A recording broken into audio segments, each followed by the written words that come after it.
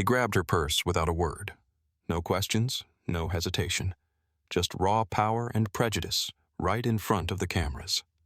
5 days later, he's fired, his company's collapsing, and the systems exposed. But what happened in between will shock you. Let's start from the beginning. It was supposed to be just another Saturday. Congresswoman Jasmine Crockett had flown back to Texas to attend a local civil rights forum in her district. Low-key, community-driven, and deeply personal. Dressed down in jeans and a blazer, she arrived at the Civic Center earlier than scheduled. No entourage, no media, just a woman walking alone through the side entrance, clutching her black leather purse with her ID badge tucked just inside. The moment she passed through the employee gate, a security guard, Dennis Krantz, ex-cop and now lead operations enforcer for the private firm guarding the facility, clocked her. Not as a public servant, not even as a visitor. Just another black woman in the wrong place. He didn't ask who she was. He didn't greet her. He grabbed her purse, physically. "Excuse me," she shouted, stunned by the sudden violation of space. "What's in the bag?" he snapped.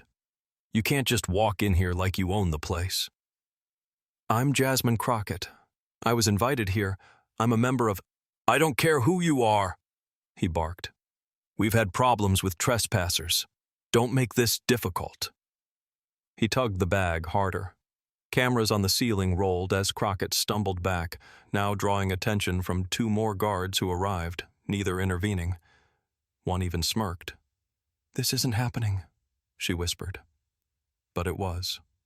By the time she got her purse back, after another employee finally came running, wide-eyed and apologetic, it was too late. She'd already been humiliated in front of half the staff. And Dennis Krantz? He turned his back and said, "Next time, use the front door like everybody else." The morning air was still clinging to a late autumn chill as Jasmine Crockett stepped out of her black sedan. She parked at the rear entrance of the Oak Ridge Civic Center, a modest municipal building with concrete columns, tinted glass, and too many outdated security cameras that blinked red without actually working. Jasmine wasn't dressed like a politician today. No sharp suit, no press badge, no aides trailing behind her. Just a fitted black blazer over a deep burgundy turtleneck, dark jeans, and low heels. A black leather purse hung from her shoulder. Professional, discreet, elegant. Inside it were her congressional ID, her staff badge, and a single folded program for the civil rights forum she was scheduled to attend. She liked arriving quietly, without fuss. She believed it was more respectful. She was here to listen, not to perform. As she approached the employee entrance, a side gate marked Event Access, Personnel Only, she caught sight of the guard stationed at the door. He was white, maybe mid-50s, with a bulky build and a gut that pushed against the seams of his tactical vest. His name tag read Krantz. His jaw was clenched in a permanent scowl, like life owed him something, and never paid up. Jasmine gave him a nod. "Morning. I'm with the panel. Civil rights." But before she could finish, Krantz stepped forward abruptly and gripped the strap of her purse. "What's in the bag?" he said sharply. She froze. For a second, her brain didn't catch up to her body. She blinked. I'm sorry?" "I said," he repeated, louder now. "What's in the bag? You can't just walk through here without being cleared." She instinctively pulled her purse closer to her side. "Sir, I'm Congresswoman Jasmine Crockett. I was invited—" "I didn't ask for a speech," he cut her off. "Step aside. I need to inspect that." Jasmine's heartbeat ticked up. "You can look at my ID," but Krantz wasn't listening. He reached again, more forcefully this time, grabbing the purse strap with both hands and yanking it toward himself. "Hey!" she snapped, her voice sharp now, the professional calm cracking. She stepped back, trying to keep her balance. Her heel caught slightly on the concrete edge, and she stumbled but didn't fall. Not yet. "I'm not going to tell you again," Krantz growled. "You don't get special treatment because you think you're somebody." And then came the humiliation. Two more security guards, both younger, one Latino, one white, came around the corner. They didn't ask what was happening. They didn't even seem surprised. One of them chuckled. The other just leaned against the wall, arms crossed, as if waiting to see whether this would turn into something worth watching. Cameras in the corridor blinked steadily overhead. Jasmine's face flushed, not with embarrassment but with seething disbelief. "You're assaulting a sitting member of Congress," she said through clenched teeth. Krantz smirked. "And I'm asking you to act like a professional." He finally let go of the purse, tossing it back toward her shoulder with a dismissive flick. "Next time, use the front door like everybody else." In the background, a young black woman, city employee, maybe 20-something, emerged from the hallway, her eyes wide the moment she recognized Jasmine. "Oh my God," she breathed, rushing forward. "Ms. Crockett, I'm so sorry. He didn't know." Jasmine held up a hand, silencing the apology. Her voice dropped. "You shouldn't have to apologize for him." The guard still stood there, unmoved. No apology, no acknowledgement. He just turned and walked back to his post like he'd done his job and won. Jasmine stood for a moment, gripping her purse tight, her fingers trembling. Not out of fear. Out of fury. Back in the car, she hadn't even made it inside yet. Jasmine sat in silence. She stared through the windshield at the beige civic walls of the center where she was supposed to speak about equal protection, civil rights, and dignity. She didn't cry. Instead, she pulled out her phone and opened the voice memos app. 9:27 a.m., she recorded quietly. Assaulted at city-owned facility by private security contractor. Name, Dennis Krantz. 2 witnesses. Video evidence probable. No intervention, no ID request. Immediate assumption of criminality. Her voice was calm, methodical, legal. She was used to this. That was the worst part. This wasn't the first time someone had seen her black skin and decided it meant she didn't belong. But this time, it was going to be the last time they walked away from it without consequences. She took a breath, then dialed a number. "Ashley?" she said into the phone, reaching her chief of staff. "I need you to find me every detail of the security firm that runs Oak Ridge Civic. Contracts, board, ownership. I want the name of the mayor's liaison. Pull complaints if you can. We're going to war." There was a beat of silence on the other end, then a firm reply. "I'm on it." Jasmine closed her eyes for a moment and saw the scene play again. Krantz's fingers digging into the purse strap, the way the guards watched, the smirk, the silence. He didn't know who she was, but he didn't need to know, because in his mind, she was already nobody. That was the problem. And in 5 days, he'd learned just how wrong he was. The first domino didn't fall with a roar. It fell with a click. A mouse click, to be precise, on a local reporter's laptop at the Dallas Courier. Her name was Alicia Green, and she'd been covering City Hall for years. She knew every face in council chambers, every whisper that floated out of closed-door meetings, and every private contractor with a reputation for trouble. When she received the footage from an anonymous city employee, security camera angle, time-stamped clear as daylight, she didn't hesitate. The video showed exactly what Jasmine described. A tall, barrel-chested white guard seizing her purse, yanking it toward him like he was extracting contraband from a suspect, not confronting an elected official. Her body leaned back with the force. Her voice, though controlled, carried the unmistakable tension of someone fighting to maintain dignity under pressure. The video was only 31 seconds long, but that was all it needed. Alicia uploaded it to the Courier's breaking section with one headline: "Security Guard Grabs Congresswoman's Bag in Viral Civic Center Encounter." And below that, video shows Jasmine Crockett being physically confronted by private security, raises questions about use of force and racial profiling on city property. By 8:17 a.m., the clip was trending on Twitter. By 8:43 a.m., it was on MSNBC's Morning Rundown. By 9:05 a.m., the mayor's office was in full crisis mode. Dennis Krantz started his shift that morning like any other, coffee in one hand, phone in the other, scrolling through Fox News and muttering about the soft generation. When his radio chirped, he expected a basic dispatch, maybe a package drop or a late vendor. Instead, the call came through from his direct supervisor. "Dennis, you need to report to the admin suite immediately. Bring your badge." A pause. "Why?" No answer. Just, "Now." The hallway walk felt different this time. Everyone was watching him, not with the casual indifference he was used to, but with something colder, something expectant. When he stepped into the office, his supervisor, Carl Jenkins, was already there. So was a city HR official, a representative from legal, and, oddly, a uniformed officer from the city marshal's office. "What's going on?" Dennis said, glancing between them. Carl cleared his throat. He looked uncomfortable, as if bracing for a storm. "Dennis, we've seen the footage." "What footage?" "You know damn well what footage." The room tensed. No one sat. The HR rep, a woman with platinum hair and an ironed gray suit, opened a manila folder and slid a printout across the desk. It was a still frame. Jasmine Crockett mid-stagger. Dennis's hand clamped on the strap. Her face caught in a split second of disbelief.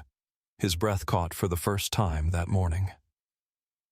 "You grabbed a congresswoman," Carl said slowly, like he was explaining it to a child. "Physically, on camera, with no cause." Dennis raised his voice. "She wasn't wearing a badge. She didn't identify herself." "She did," the HR rep cut in sharply. "We have audio.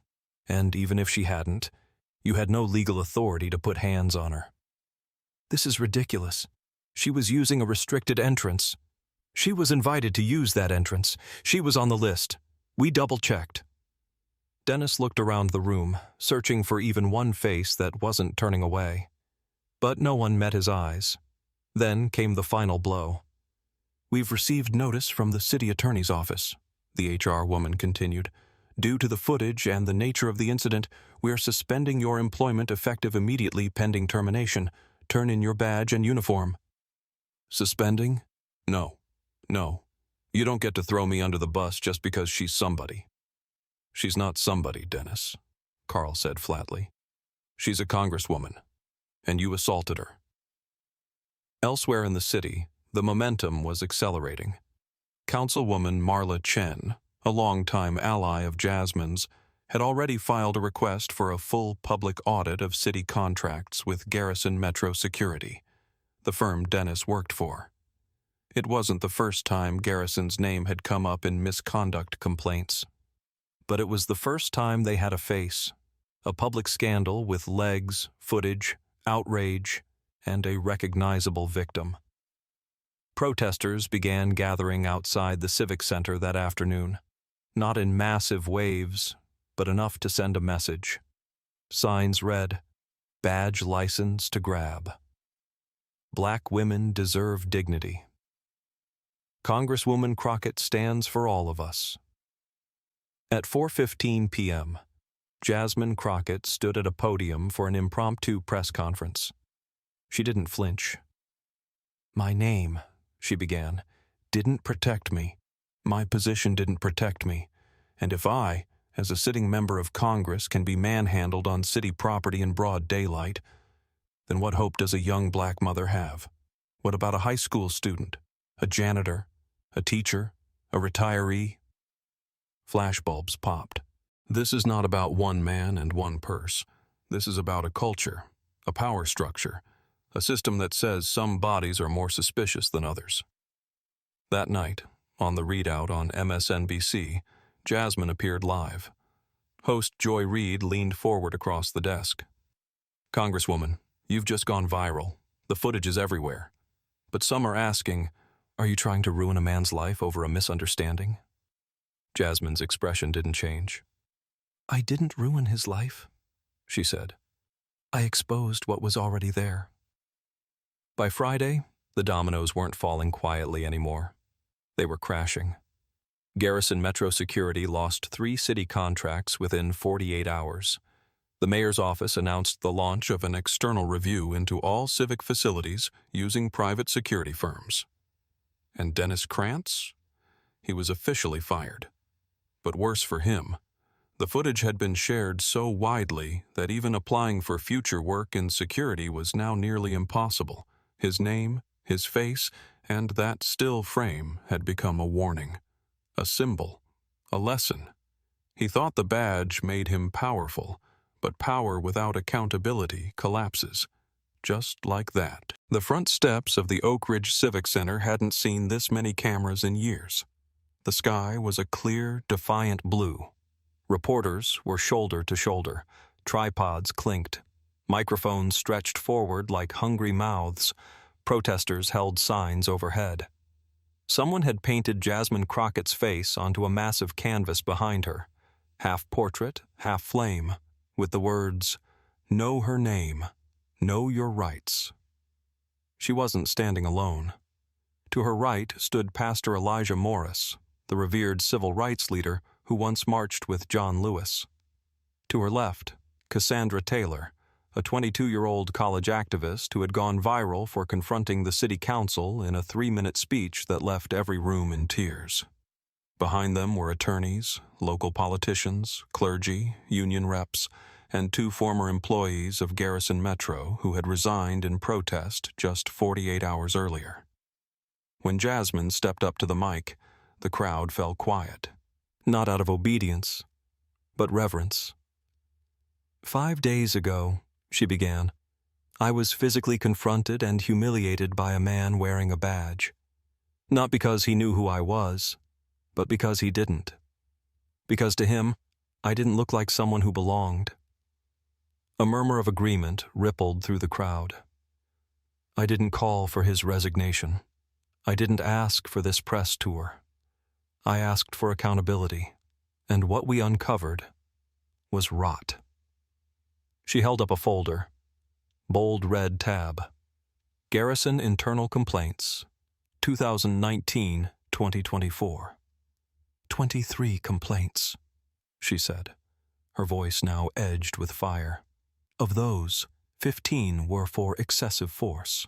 11 involved black or brown citizens. 4 involved minors. Not one resulted in termination. Not one was reported to the city. Gasps. A few shouted, "Shame! This isn't a bad apple, this is the whole damn orchard." And then she paused. She looked at the building behind her, the same building where her dignity had been stolen for 30 humiliating seconds. And it stops here. Inside the chambers, just minutes later, the city council met for an emergency vote. Journalists filled the upper gallery. Jasmine sat in the front row, not as a guest, but as a witness. The ordinance up for vote was simple but sweeping. Terminate all city contracts with private security firms that failed to disclose misconduct allegations. Ban the employment of former law enforcement officers with unresolved disciplinary records on any city property. Establish an independent civilian board to review all future security contractor bids and complaints. The motion passed. 9-0, unanimous. It wasn't just a policy change, it was a reckoning. The CEO of Garrison Metro, a man who had remained silent all week, resigned that afternoon. His statement was short, vague, and utterly irrelevant by then. The firm's board dissolved by Friday. Several smaller cities in Texas canceled pending deals with Garrison preemptively. The name became synonymous with failure. But Jasmine wasn't done. 2 weeks later, she testified before the House Committee on Oversight and Reform in Washington, D.C. On the giant monitor behind her, the still frame, Dennis Krantz's hand locked around her purse strap. Her face, jaw clenched, body recoiling, eyes full of disbelief. The room held its breath as she spoke. "This image isn't about me," she said. "It's about every black woman who's been told she doesn't belong, who's had her body treated like property, her dignity treated like a threat. She paused. And it's about what happens when we fight back. Back home in Oak Ridge, something had shifted. The Civic Center installed new cameras and mandated body cams for all future contractors. Staff were required to undergo de-escalation and implicit bias training. But even beyond policy, the energy had changed. People who had never attended city meetings started showing up. Young black women began posting videos about their experiences with private security and policing, stories that mirrored Jasmine's almost to the word. And perhaps most powerful of all, Cassandra Taylor, the young activist who had stood behind Jasmine at the press conference, announced she would run for city council in the upcoming election. "Not because I want power," she said in a live-streamed speech, "but because I want to make sure no one else has the power to make us feel powerless again." One afternoon, Jasmine walked through the Civic Center again. This time, the guard at the door opened it before she reached the handle. No hesitation, no grabbing, no questions. As she passed the newly mounted plaque inside the entrance, she paused. It was made of dark bronze, polished to a mirror shine. "In recognition of the events of April 12th, 2025, and the power of standing one's ground with dignity. Oak Ridge City Council." She smiled faintly, but not from pride, from resolve. Later that night, she sat at her kitchen table, laptop open. Her inbox was flooded. Media inquiries, speaking invitations, notes from survivors of racial profiling. But one email stood out. Subject line, "Thank you for not staying quiet." It was from a retired teacher in North Carolina. Black, 72 years old. "You reminded me of when they dragged me out of the public library in 1963. All I did was sit at the desk too long. They said I was loitering. I've lived a long time, Ms. Crockett. I've seen a lot of pain. But seeing you speak gave me peace I didn't know I needed." She read it twice. Then again, and for the first time since that morning 5 days ago, Jasmine allowed herself to feel the full weight of what had happened. Not pain, not anger, but power, because what began as one man's abuse of force became a city's awakening and a movement's ignition.